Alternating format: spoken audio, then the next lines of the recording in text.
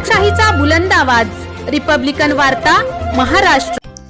सोयाबीनला 10,000 रुपये प्रति क्विंटल भाव मिळावा या मागणीसाठी प्राणांतिक उपोषण सुरू। औसा तहसील समोर प्राणांतिक उपोषण।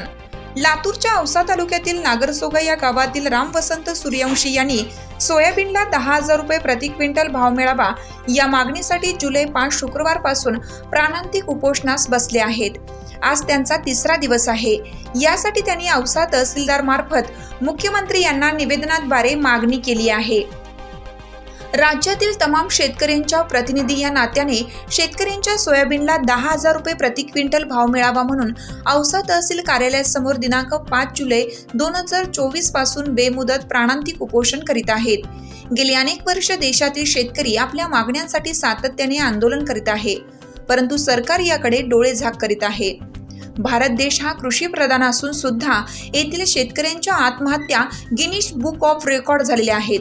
शेतकरी सुखी तर जग सुखी, पण या सरकारकडून त्याची दखल नाही। उत्पादन खर्च वाढलेला आहे, त्याची झळा शेतकरी सोसतोय। मस्तवाल सरकार भांडवलदार उद्योगपतींचे चोचले पुरवण्यात मस्त आहे। देश मात्र अडचणीत आलाय, याचं काही त्यांना देणं घेणं नाही। अशा सुलतानी राजवटी विरोधात आज देशात शेतकरी चळवळी कार्यरत आहेत। त्या चळवळी बळकट व्हाव्यात व शेतकऱ्यांच्या कष्टाला न्याय मिळावा म्हणून प्राणांतिक उपोषण सुरू असून या आंदोलनाची त्वरित दखल घेऊन केलेली मागणी मंजूर व्हावी यासाठी औसा तहसील समोर दिनांक 5/7/2024 पासून बेमुदत प्राणांतिक उपोषण करीत असून तमाम शेतकऱ्यांना या चळवळीला समर्पित असेल असंही मागणी केलेल्या निवेदनात शेवटी म्हटलं आहे। नमस्कार, मी राम वसंतराव सूर्यवंशी, नागरसोगा, तालुका औसा, जिल्हा लातूर। सोयाबीनच्या दरवाढीसाठी आज 2 दिवस झाले उपोषणाला बसलेलो आहे।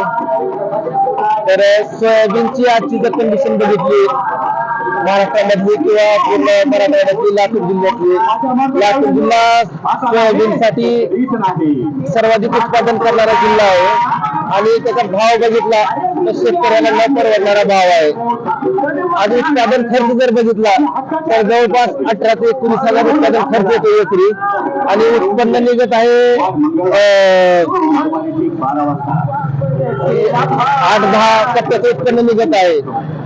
जर सगळं कॅल्क्युलेशन काढलं तर शेतकऱ्याच्या हातामध्ये फक्त एकरी 8 ते 10,000 रुपये शिल्लक राहिलेले आहेत। या उत्पादन खर्चाचा आणि उत्पन्नाचा जर तफावत बघितली तर शेतकरी लॉस मध्ये आहे आणि त्यामुळे शेतकऱ्याला कर्जबाजारी होऊन नाईलाजाने आत्महत्या करावी लागत आहे।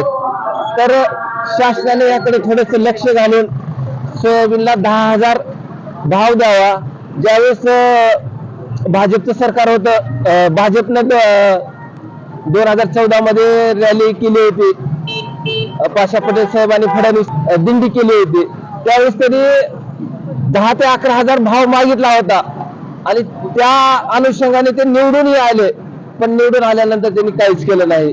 तर माझी अशी त्यांना विनंती आहे की त्यांनी हा भाव देऊन महाराष्ट्रातील शेतकऱ्याला, देशातील शेतकऱ्याला एक सन्मानाने जगण्याची संधी द्यावी।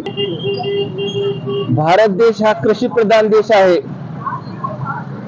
कृषी प्रधान देश असून भारताची सगळी अर्थव्यवस्था कृषीवर अवलंबून आहे आणि तरी सुद्धा शासनाचं शेतकऱ्याकडे बिलकुल दुर्लक्ष झालेलं आहे। तर माझी अशी विनंती आहे की शासनाने थोडं याकडे लक्ष घालावं। यासाठी मी कालपासून औसा तहसील कार्यालयासमोर प्राणांतिक उपोषणासाठी बसलेलो आहे। आपला देश कृषी प्रधान देश म्हणून समजला जातो। त्याच देशामध्ये सर्वात जास्त महाराष्ट्रात जर बघितलं तर सोयाबीनचं सर्वात जास्त उत्पादन कुठं केलं जातं तर लातूरमध्ये केलं जातं। मग त्याच्यामुळे लातूरमध्ये संशोधन केंद्र असायला पाहिजे, पण तेच धनंजय भाऊ मुंडेंना आपले कुठे घेऊन गेले, बीडला घेऊन। तत्कालीन कृषी मंत्री धनंजय भाऊ मुंडे यांनी कुठे घेऊन गेले, बीडला घेऊन गेले ते गेले। दुसरे म्हणजे काय घेऊन गेले की लाल गंधारी ही देवणी तालुक्यात सगळ्यात पॉप्युलर असणारी महाराष्ट्रात ही जात, ही पण देखील कुठे घेऊन गेली, बीडला घेऊन गेली। जिल्ह्याची ओळख होतीच कशासाठी तर सर्वात जास्त खरीप हमी, सर्वात जास्त पॉप्युलर असणारं सोयाबीन आमच्या जिल्ह्यात नाही, महाराष्ट्रात नाही, भारतात सर्वात जास्त उत्पादन केलं जातं। तुम्ही बघा, गुगलला टाकून बघा, महाराष्ट्रात नाही भारतात सर्वात जास्त सोयाबीन पिकवलं जाणारं कोणतं आहे तर लातूर जिल्हा आहे. लातूर मधलं तुम्ही जर सर्व बीडला घेऊन जात असाल तर मग काय बोलावं आम्ही. देशात 21% इन्क्रीजमेंट झाली आहे 2005 पासून शेतकऱ्याची. तर जे दुसऱ्या इन्फ्रास्ट्रक्चर करणारे लोक आहेत त्यांचे 65 ते 650% वाढलेली देखील आहे. आमच्या शेतकऱ्यांना का नाही थोडा देखील आज म्हणावं तसं उत्पन्न भेटत नाही एकरा मागे. एकरीमध्ये 8 ते 10 हजार रुपये वर्षभर काबाड कष्ट करून आपणाला भेटत असते 8 ते 9 हजार रुपये.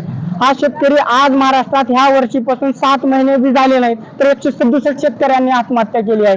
याची जबाबदारी कोण असेल?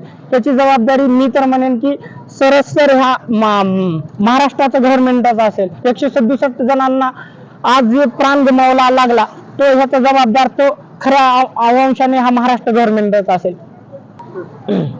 आज जर आपण बघितलं तर सोयाबीन पेरण्यासाठी काय काय लागतं तुम्हाला माहितच असेल. 1 नंबरला पाळी करावी लागते, दुंडण करावं लागतं, खुरपावं लागतं, नंतर पेरावं लागतं, पुन्हा खुरपावं लागतं, त्याच्यातनं दुंडावं लागतं. हे सर्व करून पुन्हा नंतर फवारणी करावं लागतं. हे सर्वासाठी खर्च जर बघितला गेला तर आपल्याला 24 ते 25 हजार रुपये एकरी मागे खर्च येत असतो आणि उत्पन्न होतच तरी किती 30 ते 35 हजारामध्ये सर्व करून उत्पन्न होतं. त्यामध्ये बी आडत भाडं अजून कटत जातं. त्याच्यामध्ये बी MSP गव्हर्नमेंटनं ठेवले नाही. महाराष्ट्रात बघितलं तर MSP मध्ये घालतच किती लोक, एक झालं 2%. आज सेंट्रल गव्हर्नमेंटचा GR आला आहे त्याच्यानुसार सर्वात जास्त हरियाणा आणि पंजाबचे लोक 94% घातलं जातं आणि सखोल भारतामधले 94% तिथले घातले जातं आणि बाकीचे राहिले ते 6. तर महाराष्ट्रात घातलं जातं 2% लोक MSP वर आपले भाव विकलं जातं. ते की मला वाटतं की महाराष्ट्रात सर्वात जास्त MSP सेंटर आपल्या महाराष्ट्रात चालू केलं पाहिजे. MSP सेंटरनं आज 48 ते 92 रुपयाने भाव परवडतो का? आज एखाद्या आमदाराने स्वतः शेती करून बघावी की किती रुपये पडतं का नाही. आज शेतावर आमच्यावर निवडून येणार हे सरकार आम्हाला आज लाच जर घालत असेल तर आम्ही या सरकारला गांडीवर लाच घालून आम्ही बी बाहेर काढू. हे उपोषण रामभाऊच्या अंतर्गत करत आहोत. हे उपोषण कशासाठी करत आहोत की सरकारला झोपलेले सरकार हा जागी करण्यासाठी आम्ही उपोषण करत आहोत. त्या सरकारांना आम्ही जरूर दाखवू. हेच सरकार म्हणत होतं की आम्ही 10,000 रुपये 11,000 रुपये दिंडी काढली होती की भाव देऊ म्हणून आणि हेच सरकार आज शेतकऱ्याच्या भावाबद्दल बोललं तर गप्प बसलं जातं. मग हेच आम्ही या उपोषणाअंतर्गत महाराष्ट्र गव्हर्नमेंटला दाखवू की आम्ही हे येणाऱ्या विलक्षणात दाखवू की त्यांना आम्ही काय करू शकतो ते. त्यासाठी तर आम्ही हे आमरण उपोषण चालू केले आहोत. रिपब्लिकन वार्तासाठी औसा प्रतिनिधी जीवन जाधव, लातूर.